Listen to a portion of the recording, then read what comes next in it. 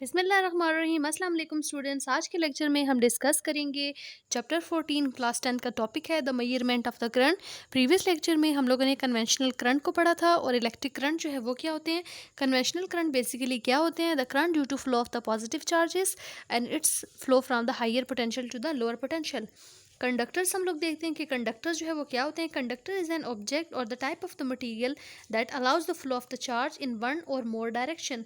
Material made up of the metal are common electrical conductors.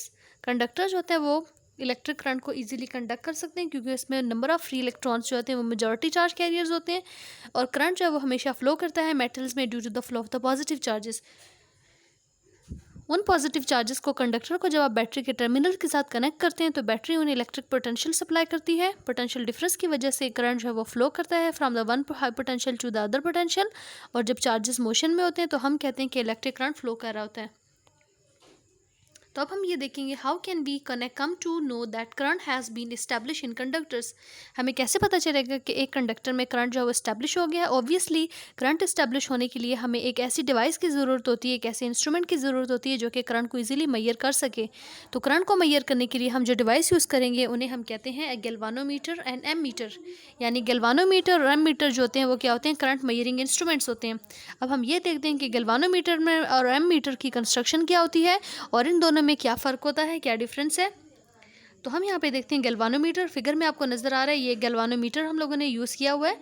इसके ऊपर capital G लिखा हुआ है, so it is the galvanometer. उसके ऊपर यहाँ पे एक स्केल है और स्केल में अगर देखें तो यहाँ पे मिड में ज़ीरो वैल्यूज़ हैं और यहाँ पे पॉजिटिव वैल्यूज़ होती हैं और यहाँ पे इस साइड पे भी, लेफ्ट साइड पे भी क्या है, नेगेटिव वैल्यूज़ हैं।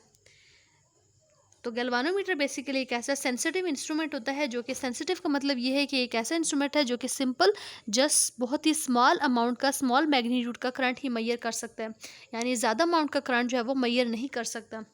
यानी अगर फ्यू मिली एम्पेयर का करंट हम लोगों ने किसी सर्किट में मैयर करना है तो उसके लिए, उस करंट को मैयर करने के लिए जो हम डिवाइस यूज़ करेंगे उसे हम गैल्वानोमीटर कहते हैं। लेकिन अगर हमने किसी भी सर्किट में, इलेक्ट्रिकल सर्किट में ज़्यादा करंट मैयर करना है तो उसके लिए जो करंट की मैग्नीट्यूड होगी, उस ज़्यादा लार्ज करंट को मैयर करने के लिए हम एम मीटर जो है वो यूज़ करेंगे।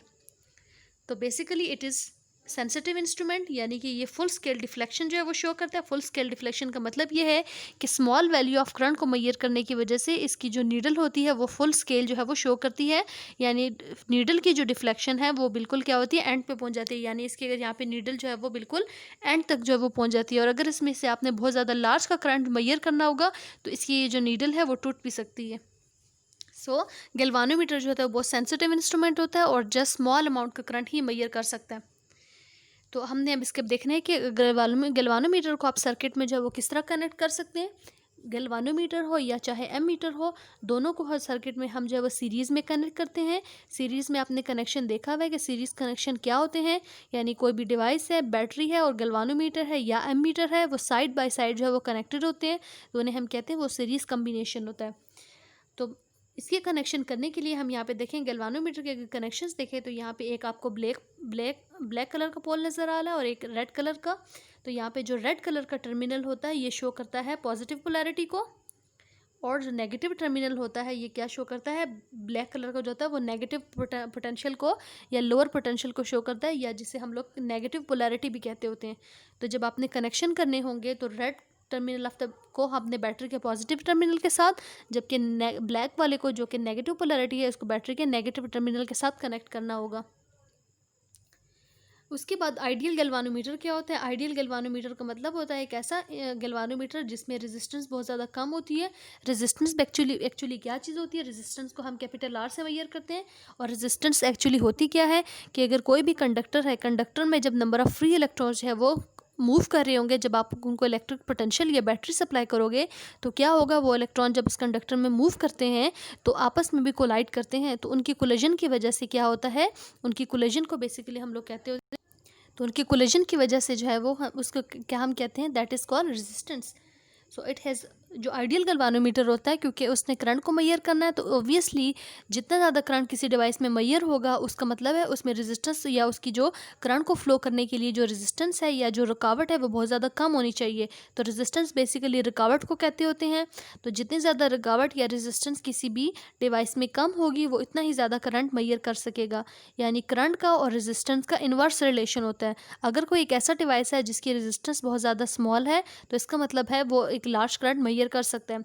तो आइडियल गैल्वानोमीटर कैसा होता है? जिसकी रेजिस्टेंस बहुत ज़्यादा स्मॉल होती है, so that maximum current can pass through it and we calculate that value of the current. अब हम देखते हैं कि एम मीटर क्या चीज़ होती है। एम मीटर अगर हम देखें तो एम मीटर जो है वो एम्पेयर से डिराइव हुआ है। और एम्पेयर अगर हम देखें तो एम्पेयर किसका ऐसा यूनिट होता है? एम्पेयर इलेक्ट्रिक करंट का ऐसा यूनिट होता है। तो ऑब्वियसली इलेक्ट्रिक करंट को मेजर करने के लिए जो हम डिवाइस यूज़ करेंगे उसे हम कहते हैं एम मीटर। तो एम मीटर क्या होता है कि एक लार्ज करंट को मेजर कर सकता है और इसकी रेंज क्या होती है? 1 एम्पेयर से लेकर 10 एम्पेयर तक करंट जो है वो हम एम मीटर से इजीली कैलकुलेट कर सकते हैं। यानी अगर एम मीटर और गैल्वानोमीटर में हम बात करें तो एम मीटर जो है वो लार्ज करंट मेजर करता है, जबकि गैल्वानोमीटर जो है वो स्मॉल अमाउंट का करंट मेजर करता है।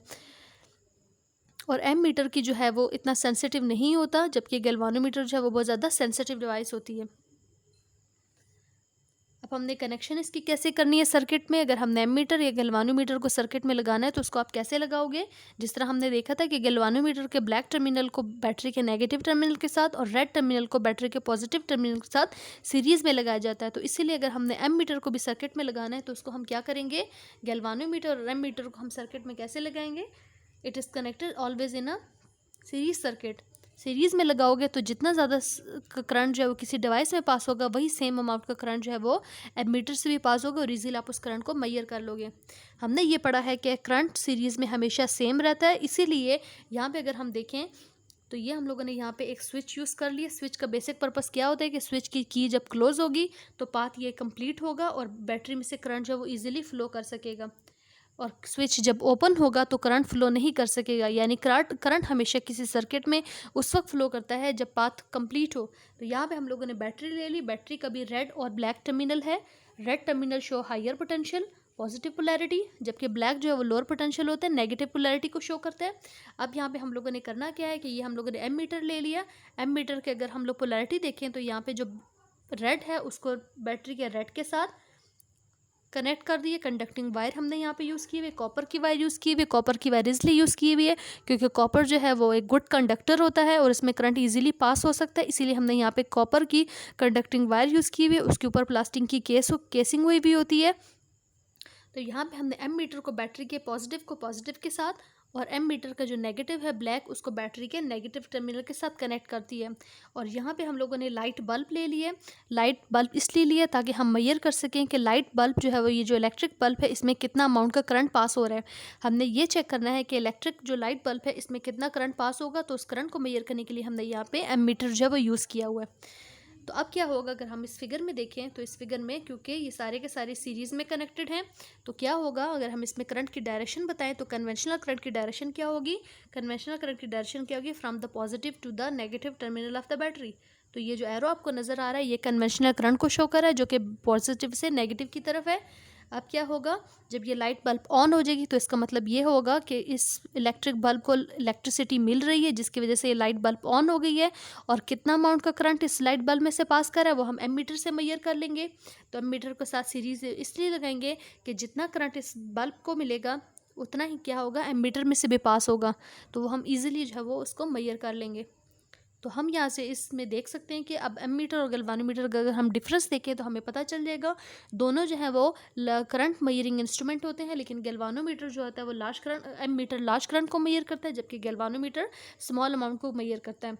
एमीटर की रेजिस्टेंस जो होती है वो बहुत ज़्यादा लो होती है, वेरी लो होती है। हमने पढ़ा है रेजिस्टेंस का और करंट का क्या होता है, इन्वर्स रिलेशन होता है। जबकि गैल्वानोमीटर की रेजिस्टेंस क्योंकि स्मॉल करंट है तो इसलिए इसकी रेजिस्टेंस लो होगी।